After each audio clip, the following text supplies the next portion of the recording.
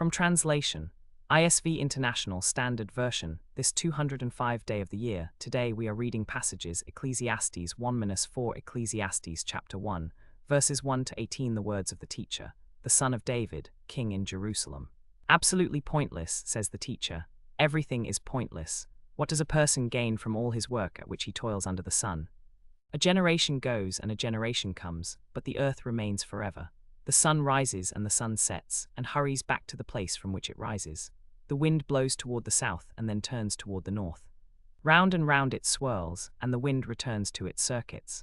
All streams flow to the sea, yet the sea is never full. The water returns to the place from which the streams flow. All things are wearisome, more than one can describe. The eye is not satisfied with seeing, nor the ear content with hearing. What has been is what will be, what has been done is what will be done, and there is nothing new under the sun. Is there anything about which it can be said, see, this is new? It existed already in the ages before us. There is no memory of former things, nor will there be any remembrance of future things by those who come after. I, the teacher, have been king over Israel in Jerusalem. I applied my mind to seek and explore through wisdom all that is done under heaven. It is a heavy burden that God has given to humanity. I observed all the works of men, my hands have done it all, and I came to realize that everything is pointless, a pursuit of the wind. What is twisted cannot be straightened, what is missing cannot be counted. I thought to myself, look, I have acquired much wisdom, surpassing all who were over Jerusalem before me. My mind has thoroughly grasped wisdom and knowledge. I set my mind to know wisdom, knowledge, and madness, but I learned that this also is a pursuit of the wind. For with much wisdom comes much sorrow. As knowledge increases, grief increases. Ecclesiastes chapter 2, verses 1 to 26 I said to myself, come now, I will test you with pleasure. So enjoy yourself. But again, this proved to be pointless. I said of laughter, it is foolish, and of pleasure, what does it accomplish? I explored with my mind how to stimulate my body with wine while my mind was guiding me wisely, and how to take hold of foolishness, until I could see what good there is for the sons of men to do under heaven during the few days of their lives. I increased my achievements. I built houses for myself. I planted vineyards for myself. I made gardens and orchards for myself, and I planted all kinds of fruit trees in them. I constructed reservoirs of water for myself to irrigate a forest of growing trees. I bought male and female slaves, and had slaves who were born in my house. I also owned more herds and flocks than anyone in Jerusalem before me. I also amassed silver and gold for myself, and the treasure of kings and provinces. I gathered male and female singers for myself, and many concubines, the delights of men. So I became great and surpassed all who were before me in Jerusalem. My wisdom also remained with me. I did not withhold my desires from any pleasure. My heart found pleasure in my work, and this was my reward for all my labor. Then I considered all that my hands had done and the toil I had expended in doing it, and behold, all was pointless and a pursuit of the wind. There was nothing to be gained under the sun. So I turned to consider wisdom, madness, and folly, for what will the man do who succeeds the king? He will do only what has already been done. And I saw that wisdom excels folly as light excels darkness. The wise man has eyes in his head, but the fool walks in darkness. Yet I also realized that the same fate happens to both of them. So I thought to myself, the fate of the fool will also happen to me. Why then have I been so wise? Then I said in my heart, this also is pointless. For there is no lasting memory of the wise man as with the fool, since in the days to come all will be forgotten. How does the wise man die? Just like the fool. So I hated life, because the work that is done under the sun was grievous to me, for everything is pointless and a pursuit of the wind. I hated all the fruit of my labor for which I had worked under the sun, because I must leave it to the man who succeeds me, and who knows whether he will be wise or a fool. Yet he will take control of all the fruit of my labor for which I have worked by using my wisdom under the sun. This also is pointless. So I turned about and gave my heart up to despair over all the fruit of my labor for which I had worked under the sun. For there is a man whose labor is with wisdom, knowledge, and skill, yet he must leave his heritage to a man who has not worked for it. This also is pointless and a great evil. For what does a man get from all the toil and striving with which he labors under the sun?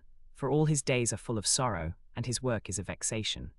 Even at night his heart does not rest. This also is pointless. There is nothing better for a man than to eat, drink, and enjoy his work. I have also seen that this is from the hand of God. For who can eat or drink apart from him? For to the man who pleases him, God gives wisdom, knowledge, and joy, but to the sinner he gives the task of gathering and collecting to give to the one who pleases God. This also is pointless and a pursuit of the wind. Ecclesiastes chapter 3, verses 1 to 22. For everything there is a season, and a time for every matter under heaven, a time to be born and a time to die, a time to plant and a time to uproot what is planted, a time to kill and a time to heal, a time to tear down and a time to build up, a time to weep and a time to laugh, a time to mourn and a time to dance, a time to throw away stones and a time to gather stones together, a time to embrace and a time to refrain from embracing, a time to search and a time to give up, a time to keep and a time to throw away, a time to tear and a time to sow, a time to keep silent and a time to speak, a time to love and a time to hate, a time for war and a time for peace. What does a worker gain from his toil? I have seen the burden God has given to humanity. He has made everything beautiful in its time. He has also set eternity in the hearts of men, yet they cannot fathom the work God has done from beginning to end.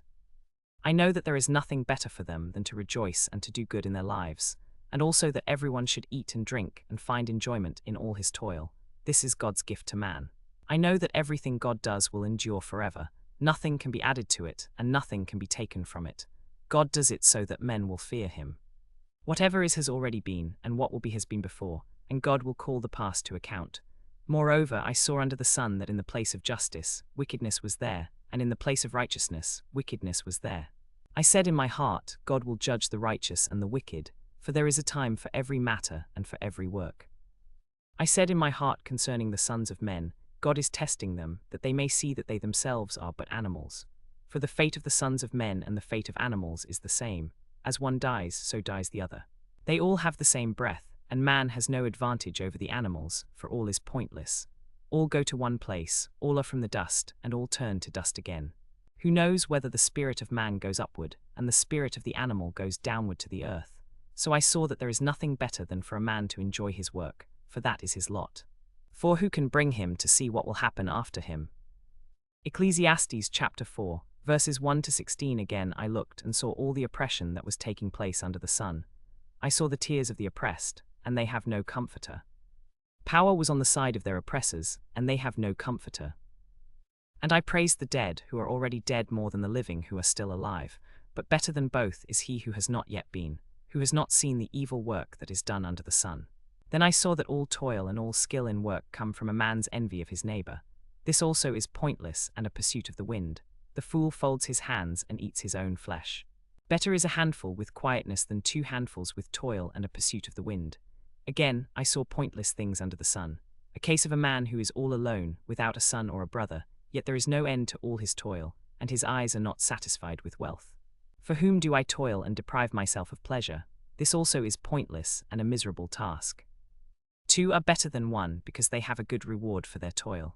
For if they fall, one will lift up his companion. But woe to him who is alone when he falls, for he has no one to help him up. Again, if 2 lie together, they are warm, but how can one be warm alone?